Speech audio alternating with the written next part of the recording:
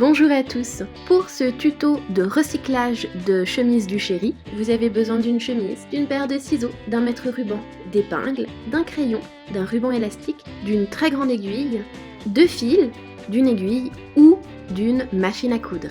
Commencez par mettre la chemise. Idéalement, il faut qu'elle soit trop grande pour vous. Placez bien votre couture sous le bras avant de marquer la hauteur d'épaule et de manche à laquelle vous souhaitez la couper. Prévoyez 2 cm de marge pour l'ourlet. Fermez les boutons de la chemise et placez-la bien à plat afin d'éviter les plis. Alors là, on ne travaille pas au millimètre près, mais on essaye quand même de faire quelque chose d'à peu près droit. Avec le mètre ruban, je viens mesurer l'écart entre la marque que j'ai créée et le haut de l'épaule et je reproduis cette marque à la même distance de l'autre côté et au centre afin de pouvoir créer une sorte de courbe au crayon que je vais pouvoir découper et c'est la courbe qui entourera notre épaule.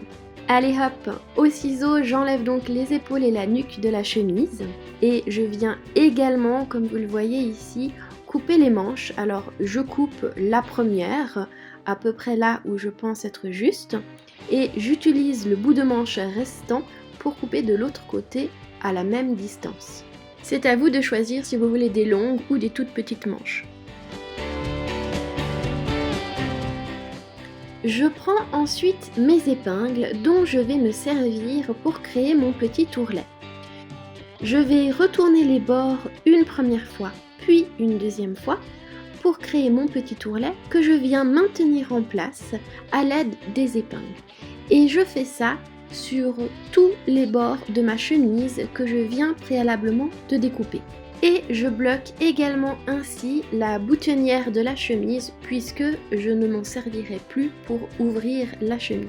Cet ourlet doit être grand, assez grand et même plus grand que l'élastique qui y passera. Dans mon cas, il est à peu près 2 fois plus large que l'élastique parce qu'il faut également la place de coudre.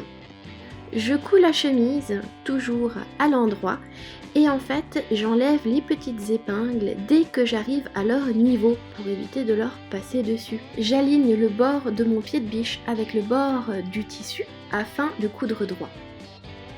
Je vais vous montrer pour l'encolure de la chemise, mais également pour les manches, j'ai à chaque fois laissé une petite ouverture parce qu'il me faut la place de faire rentrer l'élastique. Je n'ai donc pas cousu sur quelques centimètres chaque ourlet. Pour pouvoir intégrer mon élastique, j'utilise une très grande aiguille bien épaisse dans laquelle je peux enfiler l'élastique, y faire un bon nœud bien solide et si possible le plus petit, le plus fin possible. Je fais passer cette aiguille dans l'ourlet et elle va guider mon élastique et grâce au volume, je peux l'agripper et la faire glisser tout autour de ma chemise dans mon ourlet pour la faire ressortir de l'autre côté. Là, j'y fais un bon nœud bien solide et puis la longueur de l'élastique dépendra bien sûr de votre carrure d'épaule. Donc n'hésitez pas à essayer la chemise et à ajuster le nœud pour que vous soyez confortable. Je repasse à la machine juste le petit bout d'ourlet que j'avais laissé ouvert. Au passage, je me suis aussi dit que ça serait plus pratique de fermer complètement la boutonnière pour éviter qu'elle s'ouvre malencontreusement. J'ai juste laissé 1 ou 2 boutons libres sur le bas de la chemise.